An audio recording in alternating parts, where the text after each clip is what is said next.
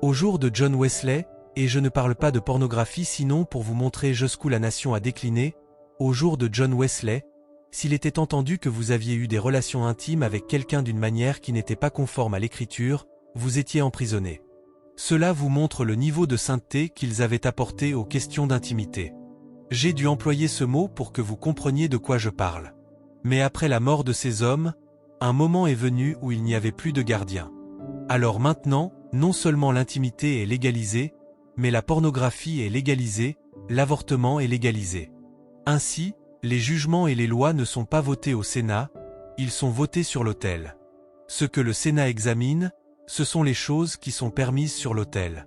Mais vous voyez, quand il n'y a plus de gardien, alors les philosophes votent les lois, et l'Église est forcée de s'y soumettre. Pendant ce temps, la puissance que John Wesley possédait à son époque pour faire ce qu'il a fait, il y avait un prix qu'il a payé dans son mariage. Quelqu'un a raconté l'histoire d'un jour où il lui rendit visite, et John Wesley était traîné dans sa maison. Et quand sa femme apparut, ses cheveux étaient dans sa main à elle. Ainsi, dans la maison, sa femme pouvait le gifler et le frapper du pied. Mais il savait que, pour conserver pour une génération le témoignage du caractère sacré de la pureté dans l'intimité, il devait mourir de cette mort-là. Il y eut un temps où, après 8 ans, l'Église dut dire « Séparez-vous ». Mais ils revinrent ensemble, parce que pour lui c'était un témoignage pour une génération. Ainsi, si vous parlez à des gens qui portent un témoignage d'intimité pure, des gardiens autour du domaine du mariage, ce que vous leur enseignerez sur le mariage sera différent de ce que vous partagerez dans le parvis extérieur. Certaines des choses que Patrick partageait sont donc un message pour les matures. Si vous n'êtes pas mature, vous gérez la philosophie que vous pouvez porter jusqu'à ce que vous grandissiez. Voilà ce que j'essaie de dire. C'est un monde pour ceux qui sont dans le parvis intérieur, et malheureusement, jusqu'au retour de Jésus, seuls quelques-uns peuvent y vivre, parce que la manière dont le tabernacle est conçu ne permet pas d'accueillir la foule dans le parvis intérieur. Ainsi, ceux qui y entrent, la Bible dit qu'ils y entrent en se pressant jusqu'au temps de Jean. Il est dit que le royaume de Dieu est prêché, et il est dit que les hommes s'y pressent. Vous devez donc vous y frayer un chemin par le sacrifice, et ce sont ces sacrifices qu'on appelle les anciennes bornes. C'est pourquoi, quand je vous enseignais dimanche, je partageais certaines choses avec vous. Je vous ai dit que, dans le salut, nous sommes égaux, mais que dans l'éternité, quand les récompenses seront données, ce sera différent. Les hommes qui rayonneront de la gloire de Dieu sont ceux qui auront payé le prix de l'intimité dans la prière, dans l'adoration, dans le jeûne, et ceux qui auront payé le prix de la participation au gain des âmes par la prière, par les dons, et par l'action d'aller vers les autres. Il a dit dans Daniel 12 verset 3, « Ceux qui auront amené beaucoup de personnes à la justice brilleront comme l'éclat des cieux. » Cela signifie que mon éclat et le vôtre ne seront pas les mêmes. Nous porterons tous le vêtement de la justice, parce que c'est ce que Jésus nous a donné. Mais voyez-vous, lorsqu'il s'agit de gloire et d'illumination, nous ne serons pas les mêmes.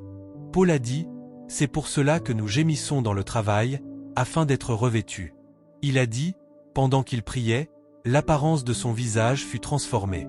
Ainsi, les chrétiens qui sont sur la terre aujourd'hui et qui ne prient que lorsqu'ils ont des besoins peuvent recevoir des réponses, mais ils ne connaîtront jamais la récompense de la prière, parce que la récompense de la prière n'est pas pour ceux qui cherchent des réponses, elle est pour ceux qui cherchent la gloire. C'est pourquoi Jésus a dit, « Quand vous priez, enfermez-vous et travaillez, parce que c'est une transaction de gloire. » Ainsi, on peut aller au ciel, et un homme brillera comme les étoiles, tandis qu'un autre sera considéré comme s'il n'avait jamais été racheté, parce que l'étendue de la gloire est fonction de l'intimité et du gain des âmes.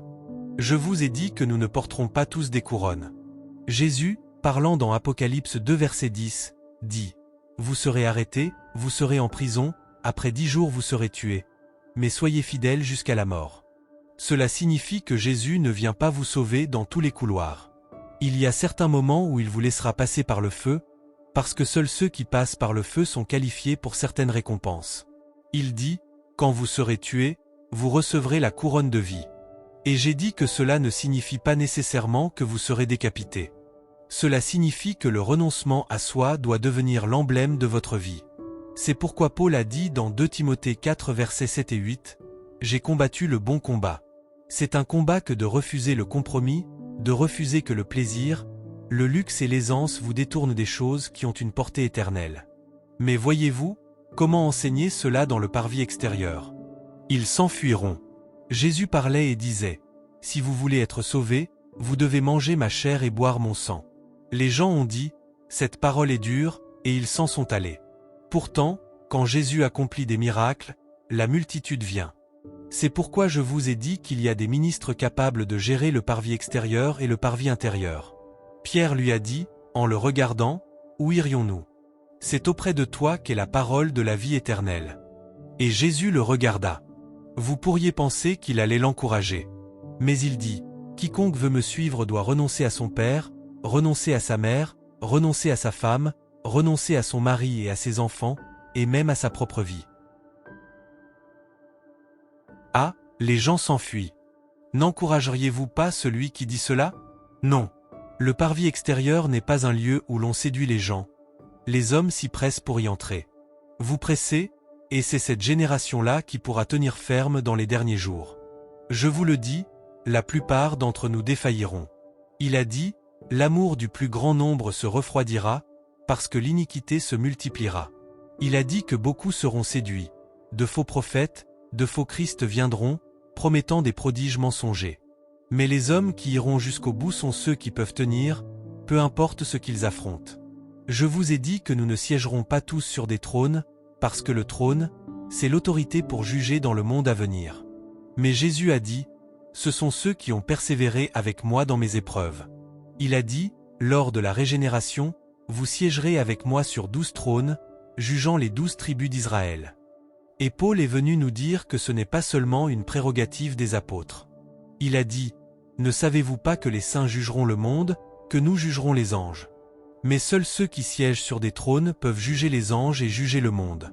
Or, le sceau, c'est les épreuves. Où sont les chrétiens capables d'endurer les épreuves?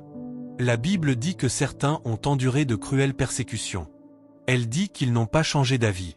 Même lorsqu'on leur offrait la délivrance, ils l'ont refusé afin d'obtenir une meilleure résurrection. Est-ce ce christianisme qui consiste à dorloter les gens? Nous ne pouvons pas former de tels hommes. Je vous le dis, si Jésus cherche des guerriers, vous serez surpris de constater que beaucoup d'églises n'auront même pas un seul candidat, y compris les responsables généraux. Et je ne dis pas que nous sommes qualifiés. C'est une grâce pour laquelle nous devons tous faire confiance à Dieu, car vous serez étonnés, lorsque les noms seront comptés, de voir que ceux qui seront retenus auront été ceux qui ont refusé. Ils ont rejeté le monde. Hébreux 11 verset 27, Moïse a rejeté l'Égypte. Moïse a rejeté l'Égypte. Il a choisi plutôt de souffrir avec le peuple de Dieu. Il ne se souciait pas de la richesse du roi. Il était davantage conscient de voir celui qui est invisible.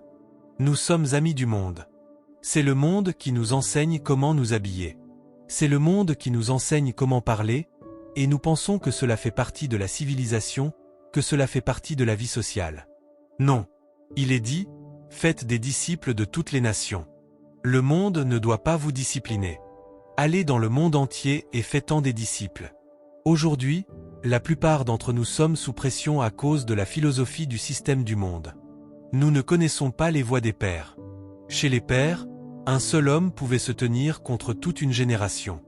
N'avez-vous pas lu au sujet de Noé?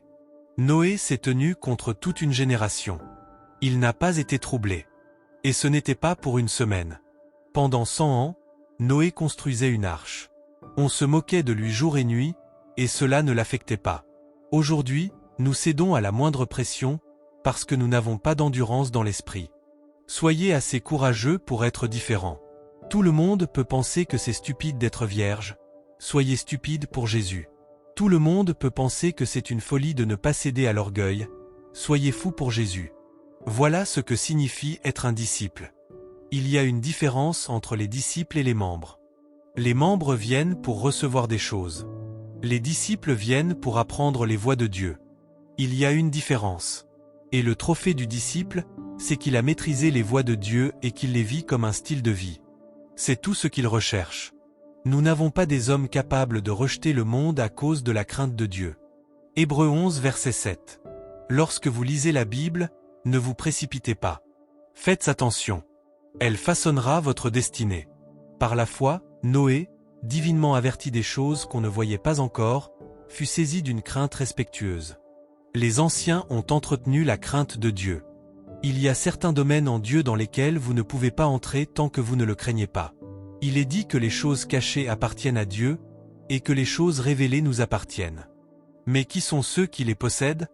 Il est dit que ce sont ceux qui craignent Dieu. Psaume 25 verset 14. Ceux qui le craignent, il leur fait connaître son alliance. Voilà pourquoi les pères étaient dépositaires des oracles de Dieu. Parce que la crainte de Dieu était leur vêtement le plus lourd. Il est dit qu'il ne jugera pas d'après la vue de ses yeux, ni d'après ce que ses oreilles entendent.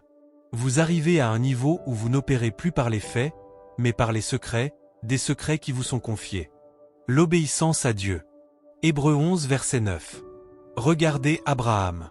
Par la foi, il séjourna dans la terre promise comme dans un pays étranger, habitant sous des tentes avec Isaac et Jacob, cohéritiers avec lui de la même promesse. Revenons au verset précédent. Verset 8. Laissez-moi lire le passage complet. Il est dit, par la foi, Abraham, lorsqu'il fut appelé à partir vers un lieu qu'il devait recevoir en héritage, obéit et partit sans savoir où il allait. Nous n'obéissons pas à Dieu à cause d'une promesse. Nous obéissons à Dieu parce qu'il est l'héritage des saints. Même si vous ne connaissez pas la destination, l'obéissance est la destination. Même s'il n'y a pas de promesse, l'obéissance est la promesse. La Bible dit qu'il ne savait même pas où il allait, et pourtant il emmena avec lui ses fils, qui étaient cohéritiers de la promesse. Ce sont là les bornes anciennes des pères. Nous sommes une génération rebelle. Nous ne pouvons même pas garder les commandements de Dieu, même ceux que Dieu nous donne personnellement. Vous entendez quelqu'un dire « Dieu m'a dit de faire ceci, mais mon frère, ce n'est pas facile, Dieu nous aidera. » Vous plaisantez. Vous ne connaissez pas les sentiers anciens. Et c'est pour cela que les choses dont parle la Bible resteront pour vous une histoire toute votre vie. L'obéissance est une borne ancienne consignée dans Hébreux chapitre 11. Il est dit, par la foi, nous comprenons que les mondes ont été formés par la parole de Dieu, de sorte que ce que l'on voit n'a pas été fait à partir de choses visibles. Il est dit, par la foi, les anciens ont obtenu un bon témoignage. Quelle était la substance de leur foi? Hébreux 11 verset 5, nous voyons la première borne, ils ont plu à Dieu. Il est dit, par la foi, Enoch fut enlevé pour qu'il ne voie pas la mort, et il ne fut plus trouvé, parce que Dieu l'avait enlevé. Car avant son enlèvement, il avait reçu le témoignage qu'il plaisait à Dieu. Que signifie plaire à Dieu? Nous devons examiner les Écritures en profondeur pour le comprendre. Ce sont là les bornes. Ainsi, les pères ne vivaient pas pour plaire aux hommes. Ils vivaient uniquement pour plaire à Dieu. Et si une génération veut atteindre ces bornes, alors cela doit devenir le centre de notre vie. Peu importe ce que nous traversons, tant que Dieu est satisfait, alors notre vie a de la valeur. Ces hommes étaient des adorateurs de Dieu. Hébreux 11 verset 21, ils donnaient la priorité à l'adoration. Malheureusement, ce sont aujourd'hui d'autres religions qui valorisent l'adoration. Regardez certaines religions autour de vous. Lorsqu'ils arrivent dans un lieu, la première chose qu'ils font, c'est de construire un lieu d'adoration. Même dans leur maison personnelle, ils aménagent des espaces d'adoration. Il peut y avoir une crise dans un pays étranger, et vous vous demandez pourquoi ils se battent pour qu'un lieu d'adoration soit construit. Mais un chrétien qui se respecte n'a même pas une maison de prière. Est-ce une église que vous allez construire dans votre maison? Et pourtant, même lorsqu'on parle de l'église, les chrétiens se disputent. Pourquoi? Parce qu'ils pensent que ce dont nous avons besoin, ce sont des entreprises. Ils vous diront, comment une telle église peut-elle être grande s'il n'y a pas d'entreprise là-bas? Taisez-vous. Vous ne comprenez rien à la civilisation. Que voulez-vous dire par entreprise? Savez-vous comment les nations sont construites? Si tout dépendait des entreprises, pourquoi tous les rois de la terre cherchent-ils à s'allier avec le diable? Qui vous a dit que vous aviez une quelconque intelligence? Vous parlez d'entreprise. Toutes les entreprises dont vous parlez, combien d'employés ont-elles? Peut-être devriez-vous aller vérifier la masse salariale de nombreuses églises, et alors vous comprendrez. Vous dites qu'elles devraient construire des banques. Combien d'employés les banques ont-elles? Certaines églises dans ce pays comptent jusqu'à 5000 employés. Si vous commencez à examiner les employeurs de main-d'œuvre, je vous le dis, en les additionnant tous, il n'y a aucun secteur qui emploie plus de personnes que l'Église. Qui vous a dit que l'Église est une nuisance? Mais nous ne connaissons pas l'héritage des pères. Hébreux 11 verset 21. Je vous montre ces choses afin que vous les valorisiez. Ne laissez personne vous manipuler. Il est dit, par la foi, Jacob, mourant, bénit chacun des fils de Joseph et adora, appuyé sur le sommet de son bâton. Même au moment de sa mort, la dernière chose qui fut rapportée de cet homme est qu'il adorait. Ils ont adoré toute leur vie, et ils sont entrés dans la gloire par les chemins de l'adoration, parce que c'était la composante la plus essentielle de leur existence. Il bénit ses enfants, puis il s'appuya sur son bâton. Abba, Père, Shalom. Shalom. Quelle manière de vivre. Mais vous n'adorez que lorsque vous venez à l'église le dimanche. Ce n'est pas ainsi que l'on vit sa vie. Les pères étaient des adorateurs. Ils marchaient en chantant. Allez lire leur vie, je vous en prie. Cela vous rendra humble. Abraham entendait Dieu comme un ami. Dans chaque détail de leur vie, ils communiaient avec Dieu comme s'il était leur meilleur ami, et en effet, Dieu lui-même a appelé Abraham son ami. Moïse recevait des détails, même concernant des constructions, jusqu'aux moindres éléments, à cause de la profondeur de sa relation avec Dieu. Mais nous avons une génération où même l'adoration collective, conçue pour nous fortifier, les hommes ne peuvent pas y participer. Lancez un appel à une veillée de prière et voyez combien viendront. Même pour les services, les gens ne viennent pas, parce que l'adoration ne signifie rien pour nous. Et c'est pourquoi notre esprit est faible, et le diable nous utilise comme un théâtre pour manifester sa puissance. Regardez combien de chrétiens sont malades. On dirait que les hommes sont devenus le théâtre de la manifestation de toutes sortes de maladies. Il existe même aujourd'hui des domaines d'activité caractérisés par ces maladies. Lorsqu'ils veulent étudier le cancer, ils prennent des hommes comme des cobayes pour analyser différents types de cancers, différentes maladies. Nous sommes devenus comme des vases à travers lesquels les démons importent des choses de l'Hadès vers la terre, parce qu'une génération n'a plus de puissance dans l'esprit. Ne déplacez pas les anciennes bornes. Quelle est la profondeur de votre adoration? Ils vivaient avec la conscience de la bénédiction. Leur assurance reposait sur les promesses que Dieu leur avait faites. Leur confiance n'était pas ancrée dans les hommes, mais dans ce que le Seigneur leur avait dit. Hébreux 11 verset 20, je vous montre ces choses. Nous vivons à une époque où lorsqu'un homme se vante, c'est parce que son oncle est sénateur. Lorsqu'un homme se vante, c'est parce qu'il a de l'argent sur son compte. Nous ne connaissons pas les voies des pères. Il est dit, par la foi, Isaac bénit Jacob et Ésaü en vue des choses à venir. C'était leur force, la bénédiction. C'est pourquoi ils ne mouraient jamais avant de l'avoir transmise.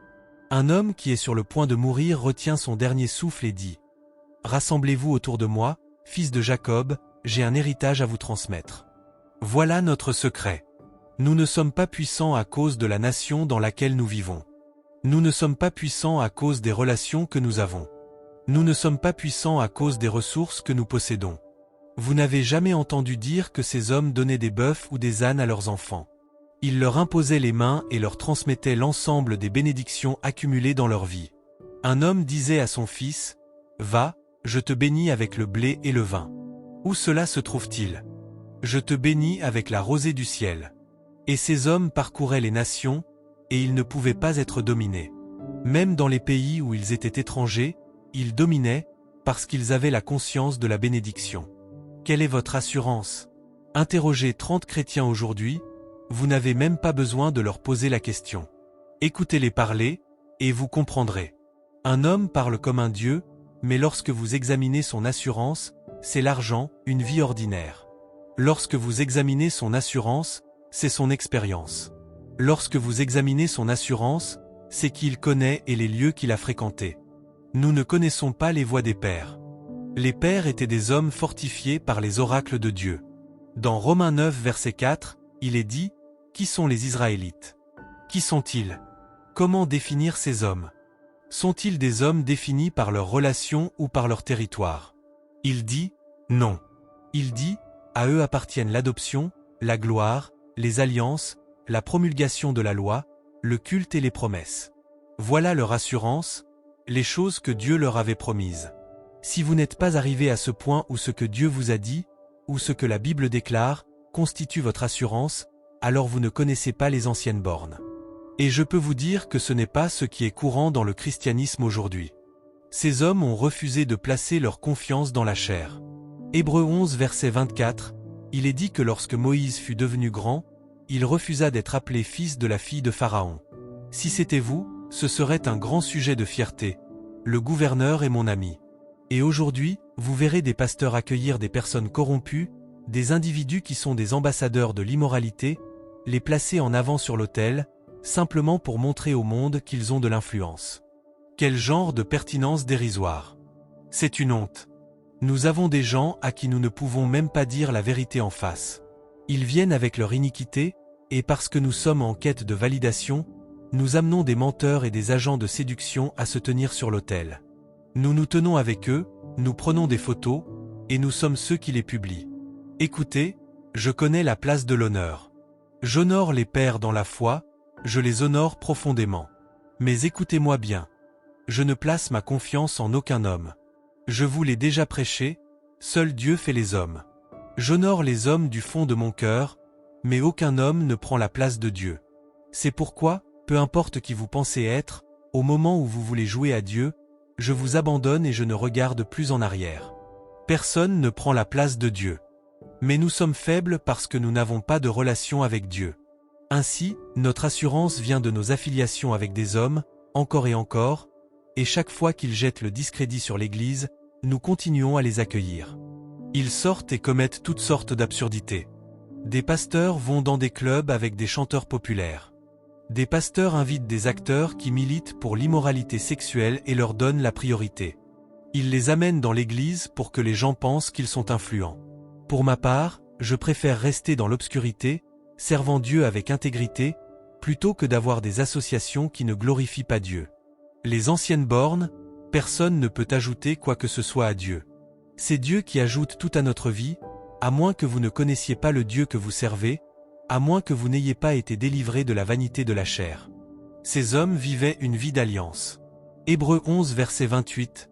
Regardez ce que dit l'Écriture, par la foi il institua la Pâque. Nous sommes dans une génération où les gens combattent chaque ordonnance du royaume. Vous donnez une offrande, on dit que vous êtes manipulé. Vous donnez les prémices, on dit que c'est dépassé. Vous donnez la dîme, on dit que vous ne savez pas ce que vous faites. Vous allez à l'église, vous servez dans l'église, on vous dit que vous ne savez pas quoi faire de votre temps, qu'il vaut mieux aller travailler. Et beaucoup de chrétiens sincères ont été séduits par les suggestions trompeuses du système du monde, parce que nous ne savons pas qui nous sommes. Je ne dis pas qu'il ne faut pas être pertinent pour sa génération.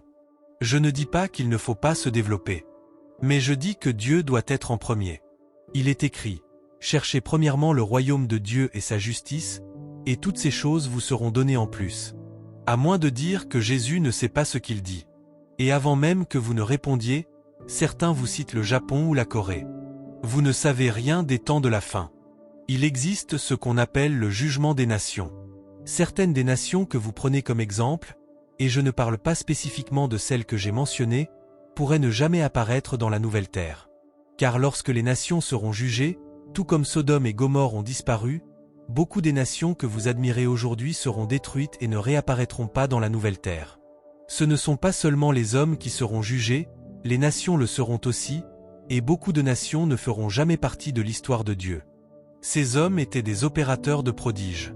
Hébreux 11 verset 29. Par la foi, ils traversèrent la mer Rouge comme sur une terre sèche, tandis que les Égyptiens, qui tentèrent de faire de même, furent engloutis.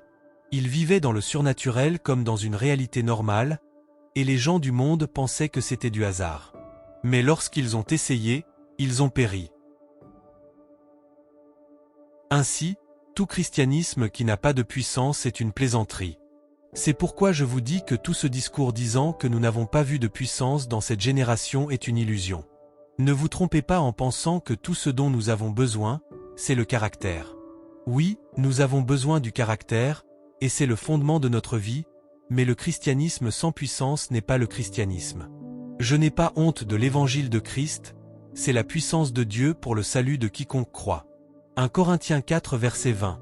Le royaume de Dieu ne consiste pas en paroles, mais en puissance. Ces hommes étaient porteurs de puissance. Ils savaient quoi faire. Jusqu'à aujourd'hui, ceux qui suivent véritablement les voies des patriarches peuvent poser la main sur quelqu'un en crise et dire « Tout ira bien pour toi, va ». Et vous serez étonné de voir qu'une affliction de 10 ans disparaît. Ce n'est pas une question de mise en scène, c'est une question de ce que vous portez. Si vous le portez, vous le savez. Si vous ne le portez pas, vous le savez aussi, à moins de vouloir vous tromper vous-même ou tromper les autres. Mais si vous le portez, vous savez ce que vous portez. Ce que vous portez définit qui vous êtes. Ce n'est pas du spectacle. Et je peux vous dire que beaucoup ne le portent pas. Et la raison pour laquelle nous ne le portons pas, c'est que nous nous sommes éloignés des consécrations des pères. Ces hommes étaient aussi porteurs des mystères et des secrets de Dieu. Hébreux 11 verset 30, ils en étaient les dépositaires. Par la foi, les murailles de Jéricho tombèrent après qu'on en eut fait le tour pendant 7 jours. Qui leur a dit que faire le tour d'une ville pendant 7 jours en sonnant de la trompette la ferait tomber? Ils portaient des secrets. Ainsi, ce qu'ils faisaient pouvait sembler insensé aux hommes, mais c'était des secrets.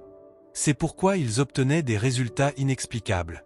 Aujourd'hui, nous essayons de faire les choses à la manière du monde, parce que nous sommes dépourvus de secrets. Ces hommes embrassaient l'affliction. Hébreux 11 versets 25 et 26. Il est dit que Moïse choisit de souffrir avec le peuple de Dieu plutôt que de jouir pour un temps des plaisirs du péché. Il a choisi l'affliction. Tout ce qu'il avait à faire, c'était obéir aux lois de l'Égypte, coopérer avec Pharaon et renier Israël. Mais il a refusé. Il a estimé que l'opprobre de Christ était une richesse plus grande que les trésors de l'Égypte. Nous avons aujourd'hui une église où les gens ne peuvent pas supporter l'affliction. On vous dit de jeûner, quelqu'un jeûne du matin jusqu'à midi et dit que son corps tremble. Est-ce cela un homme? On vous dit d'aller évangéliser à pied, et on vous dit qu'on ne peut pas marcher. Vous plaisantez. Vous ne pouvez pas marcher? Moi, j'ai marché jusqu'à ce que mes chaussures se déchirent. Il y a environ 14 ans. J'allais à l'église, et le peu d'argent que nous avions, nous devions le donner aux enfants que nous amenions à l'église. À cette époque, ce que vous faisiez, c'est que chaque semaine, vous alliez peut-être dans un terrain de football, vous achetiez des ballons pour eux, et vous affrétiez un bus pour les amener à l'église. Peut-être que quelqu'un aurait une rencontre avec Dieu. Et lorsque le culte était terminé, nous payions le transport pour les gens. Ils faisaient la queue, et je me vidais complètement. Je ne me prends pas comme exemple, je vous montre simplement les bases de cette réalité. À la fin, j'étais totalement vidé, tous les responsables étaient partis, et je devais rentrer chez moi à pied à 20h30. Je suis arrivé chez moi à 23h.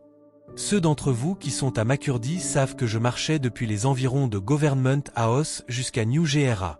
Lorsque je suis arrivé à la maison, j'étais tellement fatigué que je n'ai même pas pu fermer la porte. Je suis tombé par terre et je me suis endormi. Cette nuit-là, j'ai été piqué 2 fois par un scorpion. À cause de la fatigue extrême, je suis tombé sur le scorpion et je l'ai écrasé sans m'en rendre compte. Ce n'est que le matin que je l'ai vu. J'étais trop épuisé pour me lever et chercher ce qui me piquait. Et quand je me suis levé, sans voiture, je n'ai pas dit « je ne ferai plus cela ». J'ai pris le scorpion écrasé et je l'ai amené à l'église comme témoignage. Ils marcheront sur les serpents et les scorpions. Et pourtant, cela n'est même pas une affliction. C'est simplement un service raisonnable. Je vous ai cité Acte 5 verset 41.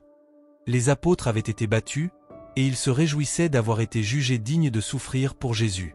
Est-ce ce type de christianisme que nous avons aujourd'hui? Et enfin, ces hommes avaient la domination comme sceau. Partout où ils allaient, ils dominaient. Hébreux 11 versets 32 à 36. Il est dit que le temps me manquerait pour parler de Gédéon, de Barak, de Samson, de Jephthé, de David, de Samuel et des prophètes, qui, par la foi, ont conquis des royaumes, exercé la justice, obtenu des promesses, fermé la gueule des lions, éteint la puissance du feu, échappé aux tranchants de l'épée, repris des forces après avoir été faible, été vaillant à la guerre et mis en fuite des armées étrangères. Ces réalités ont disparu de notre christianisme, et c'est pourquoi nous ne pouvons pas influencer notre génération. Êtes-vous prêt à prier? Pouvons-nous prier pendant 2 minutes? Pouvons-nous prier comme un peuple qui sait qu'il a perdu son héritage? Pouvons-nous prier comme un peuple qui désire revoir les voies de Dieu? Pouvons-nous prier comme un peuple qui ne veut pas entrer dans l'assemblée des esprits des justes parvenus à la perfection sans témoignage? On appelle cela la nuée de témoins. Cela signifie que quiconque entre dans cette nuée doit porter un témoignage. Paul a dit, « Désormais, nous ne connaissons plus personne selon la chair. » Quel est le témoignage que vous portez? Certains portent le témoignage de la pureté. D'autres portent le témoignage de la crainte de Dieu. D'autres portent le témoignage de l'obéissance. D'autres sont dépositaires de mystères. D'autres portent le témoignage de la communion. D'autres portent le témoignage des signes et des prodiges. Quel est votre témoignage? Pour certains d'entre eux, leur témoignage était la crainte de l'Éternel. Mais quoi qu'il en soit, ils ont veillé à traverser avec une dimension qui prouvait qu'ils avaient touché la grâce de Dieu. Quelle est la grâce qui enseigne? Une génération doit se lever. Une génération doit dire, qui pourra monter sur la montagne de l'Éternel? Qui pourra se tenir dans son lieu saint? Il existe un lieu pour se tenir au-dessus des générations. Il est dit que la maison de Dieu sera établie sur la montagne la plus élevée, et toutes les nations diront, allons à la maison de l'Éternel, car de Sion sortira la loi. Comment se fait-il que la maison de Dieu soit devenue un lieu social? Comment se fait-il que la maison de Dieu ne soit plus un lieu de prière où les oracles de Dieu sont proclamés? Une génération doit pleurer, une génération doit crier, une génération doit se lever. Nous devons être fatigués de notre faiblesse. Nous devons être fatigués de notre manque de puissance. Nous devons être fatigués de nos compromis et nous lever comme un peuple représentant Dieu sur la terre. Jésus nous a appelés la lumière du monde, mais notre génération demande à l'Église, où est votre Dieu? Où est votre témoignage? Et la Bible nous dit que la réponse est que le prêtre doit intercéder dans la prière. Il doit intercéder dans la prière. Il doit porter la génération dans la prière. Je suis fatigué de vivre ainsi. Non. Il est écrit, j'ai cru, c'est pourquoi j'ai parlé. Nous aussi, nous croyons, c'est pourquoi nous parlons. Nous devons voir ce que le Père a fait. Jésus lui-même a dit, les œuvres que je fais, vous les ferez aussi, et vous en ferez de plus grandes encore. Nous sommes ces œuvres plus grandes. Nous sommes l'ordre de Moïse capable de renverser des civilisations. Nous sommes des hommes comme Josué qui ont autorité sur les constellations et peuvent commander au soleil de s'arrêter. Nous sommes des hommes comme Élisée dont même les os pouvaient ressusciter les morts.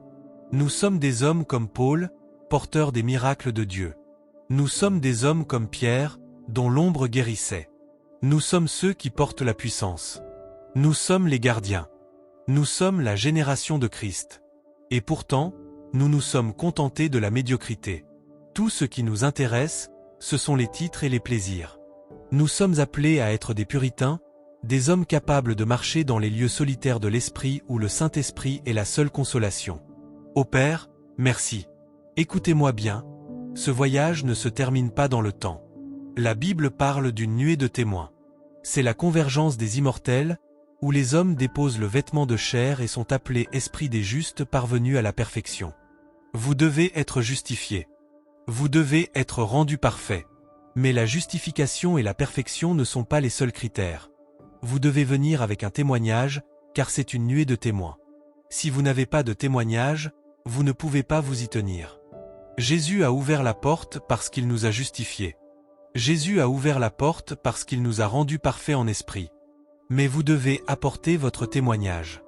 Et ce témoignage, il y a ceux qui sont venus avec le témoignage du martyr, ils sont morts pour leur conviction.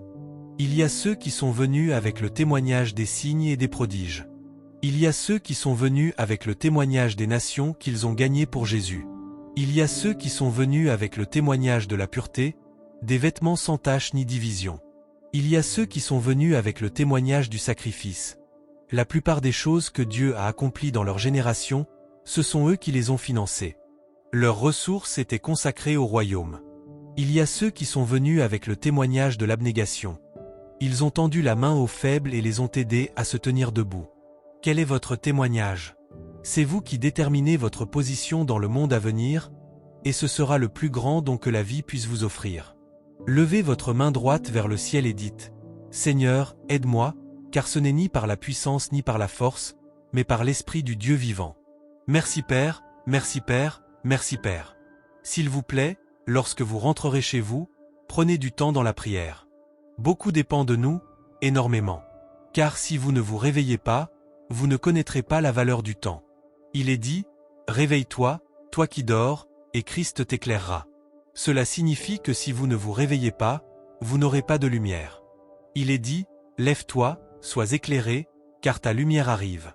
Si vous ne vous levez pas, vous ne verrez pas votre lumière. La génération doit se réveiller. Tant de choses sont enfermées dans le temps. C'est à vous de déterminer ce que vous pouvez en extraire. Je disais au pasteur Godwin, nous étions à la maison plus tôt aujourd'hui, et nous réfléchissions. En seulement 3 ans depuis le début de l'œuvre, nous avons gagné plus de 800 000 âmes.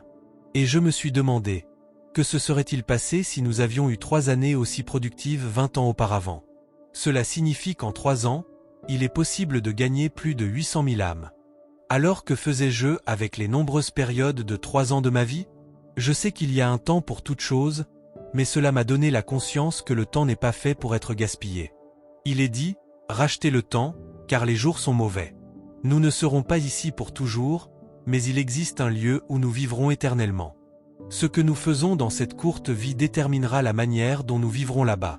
Père, nous demandons la grâce, nous demandons l'aide, nous demandons la miséricorde, afin que chacun ici devienne une nation et que chacun accomplisse sa part selon l'ordonnance divine. Il est dit que lorsque David eut servi sa génération, il s'endormit avec ses pères. Cela signifie que tant que nous sommes ici, nous devons servir jusqu'au moment de partir pour entrer dans le repos. Ne vous reposez pas lorsque vous devez servir, sinon vous peinerez au moment où vous devriez vous reposer. Lorsque le moment du repos viendra, que le Seigneur nous aide au nom de Jésus. Asseyez-vous un instant. Dans les 2 prochaines minutes, nous terminerons. Désolé d'avoir pris votre temps. Il a apporté un fardeau, et les fardeaux sont faits pour être portés et traités. Pour ceux d'entre vous qui ont été saisis, cela signifie que votre esprit est en bonne santé. Si vous ne l'avez pas été, que Dieu vous aide.